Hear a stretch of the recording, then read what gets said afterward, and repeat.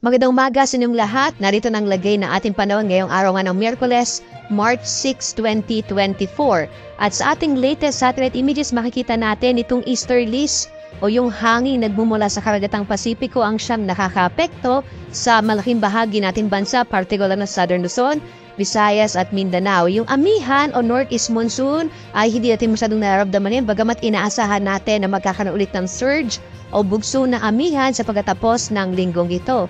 Base sa ating pinakahuling datos ay wala pa tayong minomonitor na anumang bagyo sa loob at labas ng Philippine Area of Responsibility. Posible hanggang sa pagkatapos ng linggong ito, mariking tsansang magkaroon tayo ng bagyo. Samantala naman, dulot ng easterlies at mga localized thunderstorms ay inaasahan natin generally fair weather sa malaking bahagi ng ating bansa. Bagamat posible pa rin yung mga localized thunderstorms, mga pagkid at pagkulog, mga isolated o pulo-pulong pagulan, pagkid at pagkulog. Dito nga sa Luzon, makikita natin na malaking bahagi ng Luzon ay makaranas sa mga isolated rain showers and thunderstorms. Medyo mainit pa rin yung ating tanghali. Agwat ang temperatura sa Lawag na sa 22 to 31 degrees Celsius. Sa Baguio, 16 to 26 degrees Celsius. Sa Tuguegarao, aabot na hanggang 35 degrees Celsius. Sa Metro Manila naman, 23 to 34 degrees Celsius. Sa bahagi ng Kabisayan, inaasahan naman natin ang mga pulupulong pagulan, pagkilat pagkulog. Agwat ang temperatura natin sa Iloilo, 25 to 31 degrees Celsius. Sa Cebu naman, 25 to 31 degrees Celsius. Habang sa Tacloban, nasa 25 to 31 degrees Celsius. At malaking bahagi din ng Mindanao ay makararanas ng generally fair weather pero posible pa rin yung mga isolated rain showers and thunderstorms lalo na dito sa may silangang bahagi ng Mindanao.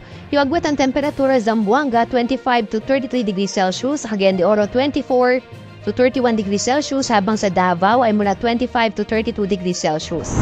Sa ngayon din ay wala tayong nakataas sa gale warning at banayad hanggang sa katamtaman na inaasahan nating pag-alo ng ating karagatan.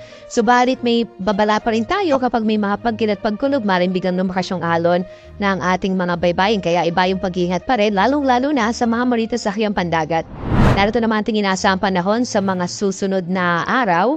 Makikita natin sa Kamaynilaan, Baguio at Legazpi, muling iiral yung northeast monsoon o hanging amihan dito sa Kamaynilaan, bandang Friday o Biyernes hanggang weekend, posible magkaroon ng northeast monsoon, mga isolated light rain so ating mararanasan. Agwat ang temperatura in the next 3 days sa Kamaynilaan mula 23 to 34 degrees Celsius. Sa Baguio, araw din ng Biyernes ay muling maranasan na amihan. Agwat ang temperatura ay 16 to 25 degrees Celsius. Sa Legazpi naman, posible din na makaranas ng amihan. Bandang araw ng Sabado, 24 to 32 degrees Celsius naman na agwat ang temperatura. Sa Kabisayaan ay inaasahan natin ng mga isolated rain showers and thunderstorms. Sa Metro Cebu, agwat ang temperatura natin ay 24 to 32 degrees Celsius. Sa Iloilo naman, 25 to 31 degrees Celsius. Sa Tacloban, nasa 24 to 32 degrees Celsius. At sa Mindanao, inaasahan din natin generally fair weather pa rin hanggang araw ng Sabado pero posible yung mga isolated o pulo-pulong pagulan, pagkid at pagkulob na maring maranasan. Sa Metro Davao, agwat ang temperatura 24